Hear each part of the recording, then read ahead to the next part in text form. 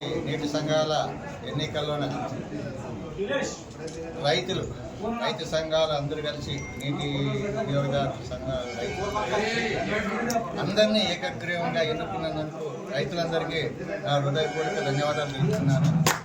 అలాగే దీంట్లోన అందరూ కలిసి కూటమి ప్రభుత్వంలో అందరూ కలిసి ఏకతాటి మీద మేము చేసుకుని అందరితోనే సంప్రదించి రైతులకు కానీ మిగతా వాళ్ళతో కానీ మాట్లాడి దీనికి ఎన్నికలు వద్దు, రాజీతో పోదాము, రాజీతో పోతే రాబోయే కాలంలో నీటి సమస్య ఉండదు, అందరూ బాగా కలిసిగా ఉంటుందనే ఉద్దేశంతో అన్ని పార్టీల వాళ్ళతో కలిసి అందరితో మనం సంప్రదింపులు జరిపిన తర్వాత ఏకగ్రీవంగా ఎన్నుకున్నాం. కాబట్టి రాబోయే కాలంలోనే వీటికి ఎటువంటి సమస్యలు వచ్చినా మనం గెలిచిన టీసీలకు అయితేనేమి, ప్రెసిడెంట్కి అయితేనేమి, చైర్మన్లు అయితేనేమి వాళ్ళందరికీ ఏమైనా సమస్యలు వస్తే మేమందరూ వెనకుండి సమస్యలు తీర్చు ఎటువంటి ఇది రాకున్నట్లు మేమందరూ కలిసికట్టుగా మేమైతేనేమి, గోపాల్ రెడ్డి అయితేనేమి, బుద్ధారెడ్డి అయితేనేమి, రామచంద్రన్ అయితేనేమి, మిగతా మా నాయకులందరూ కానీ వాళ్ళకి ఉంటామని ముఖ్యంగా పత్రికాముఖంగా తెలియజేస్తున్నాము.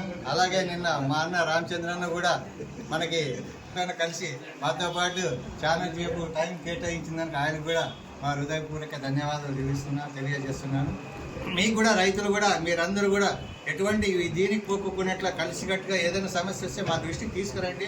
మీరు అక్కడ ఇది చేసుకోకున్నట్టుంటే కూడా బాగుంటుందని మీడియా ముందు తెలియజేస్తున్నాను. నమస్కారం. నీటి సంఘాల మెంబర్స్లకు నమస్కారం, వందనాలు.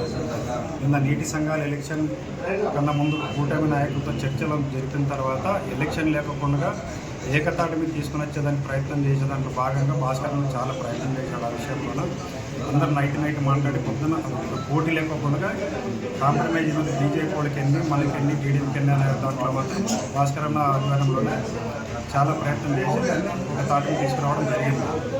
ఈ సంఘాల ఎలక్షన్లు ఎందుకంటే రైతులు ఒకరికొకరు కొట్టుకుని ఎలక్షన్లు పెట్టి డబ్బులు పోగొట్టుకుంటారనే ఉద్దేశంతో చాలా ప్రయత్నాలు చేసి అందరూ ఒక ఏకగ్రీవాన్ని తీసుకుని వచ్చే దాంట్లో ప్రయత్నంలో భాగంగా భాస్కర్ అన్న ప్రయత్నం అయితే విశ్వ ప్రయత్నం అయింది. దీంట్లో సక్సెస్ అని మాత్రం చెప్పగలను.